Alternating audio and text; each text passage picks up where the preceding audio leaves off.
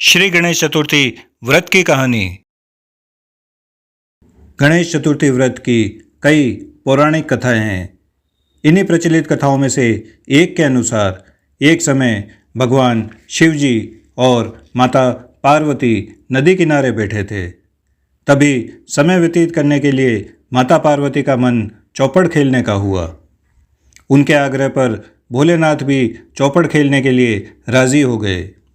ऐसे में दोनों के मन में आया कि इस खेल में जीत हार का फैसला आखिर कौन करेगा।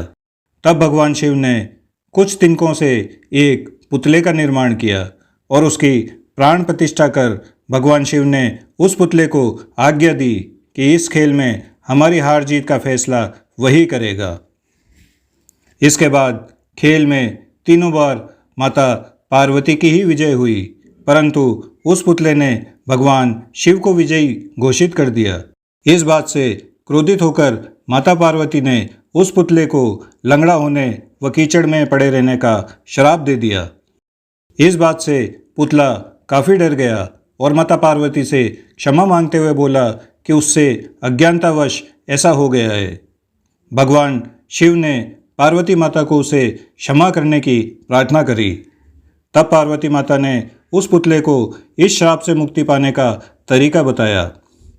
माता पार्वती ने कहा कि एक दिन यहाँ गणेश पूजन के लिए नाग कन्याएं आएगी। तुम उनकी आज्ञा के अनुसार विधि विधान पूर्वक गणेश जी का पूजन करोगे, तभी तुम इस श्राप से मुक्त होगे। इसके बाद भगवान शिव और माता पार्वती कैलाश लौट आए। 1 साल के बाद वहाँ नाग कन्याएं पहुँची। तब उस पुतले ने उनसे गणेश जी के व्रत और पूजन विधि की जानकारी ली। संपूर्ण पूजा विधि को जानकर उस पुतले ने श्रद्धापूर्वक 21 दिन का व्रत रखा और विधि विधान से पूजा संपूर्ण करी। गणेश जी ने खुश होकर उसे साक्षात दर्शन दिए और उससे मनचाही इच्छा मांगने का वर दिया। तब उस पुतले ने इच्छा जताई कि वो अपने पैरों पर चल सके और कैलाश पर्वत पर जाकर भगवान शिव और माता पार्वती से मिल सके। ऐसा ही हुआ।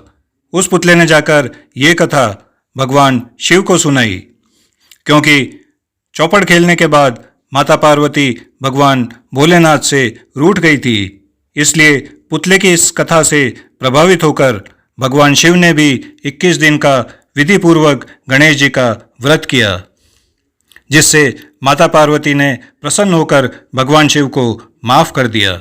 इसके पश्चात भगवान शिव ने माता पार्वती को इस व्रत विधि के बारे में बताया।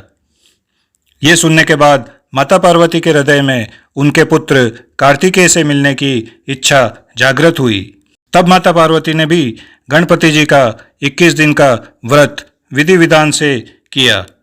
21वें दिन स्वयं कार्तिकेय जी माता पार्वती से मिलने पधारे एवं उनकी इच्छा पूरी करी। उस दिन से श्री गणेश चतुर्थी का यह व्रत समस्त मनोकामनाओं की पूर्ति करने वाला व्रत माना जाता है। इस व्रत को करने से मनुष्य के सारे कष्ट दूर होकर मनुष्य को समस्त सुख सुविधाएं प्राप्त होती है।